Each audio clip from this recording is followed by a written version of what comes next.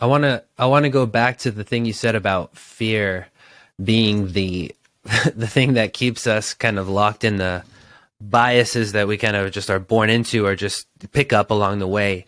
Because I think it's really important for people listening. There's times in my life I can look back and see how much fear I had about changing my mind, about what reality is or what truth might be.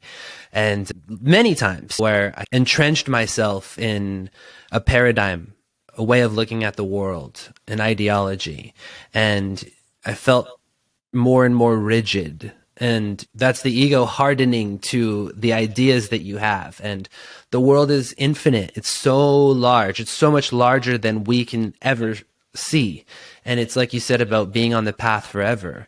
If it's a good path, you never want to get off. You want to stay on that path many lifetimes. It's a path for a reason. If it's helped many generations, many ancestors, then it could help you all the way to the end.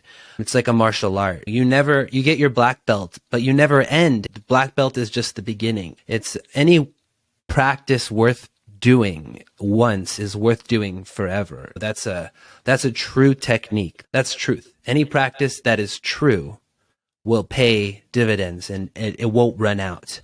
So the reason I say that is because that fear thing can keep us from destiny, from fate, from the potential in life that we see for ourselves. And that's a really scary thing when you're in it. And I would just encourage whoever's listening and myself and you, just whenever you feel that rigidity of fear, just there's beyond that fear is probably the thing that you need to get to. It's that truth just behind that thing. And that's a signal. Fear is a signal for growth. And it's painful to spend a lot of years hiding behind one question. We can live in these tiny pockets of fear that limit our potential in various ways. So it's an amazing vehicle for transformation, fear. Yeah, definitely. I mean, I think that is like something that I noticed in my journey right away is how afraid I was, because they would say you could pick a higher power of your own understanding. And I couldn't even do that. I really, in my Christian journey, I'd prayed, I'd believed in God, I'd done what I thought were all the right things. Even my marriage, we waited till our wedding day, even for our first kiss, when they said you may kiss the bride. We won a $40,000 wedding on the Christian radio station. It was like this fairy tale. Wow. And even then, I was in a marriage that was emotionally abusive, really scary. It was falling apart.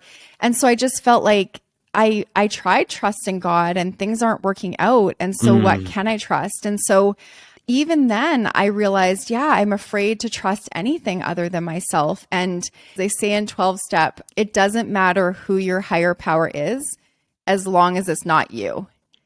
And I'd be like, holy crap, it is me. Like, I do trust only in myself. And I've learned to be very afraid as a human on this planet. And it's understandable.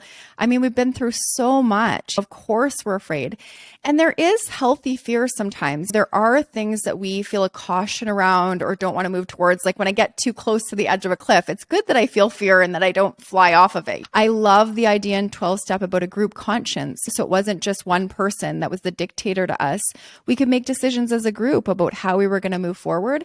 So there are aspects for me where I do feel like, oh, I'm kind of afraid this is becoming a bit of a problem for me. I might want to pull back from that. Say I'm watching Netflix every day for 4 hours or whatever those things are for people.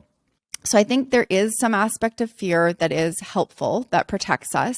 But yeah, I think what you're talking about is that when we're trying to move towards something and we're inspired by something, we're curious about something, or when it's a really oppressive fear, if you do this, then X will happen. And I feel like that's the thing, again, with Christianity. And then also sometimes with 12 steps, it's like, if you move beyond this, then this will be terrible for you.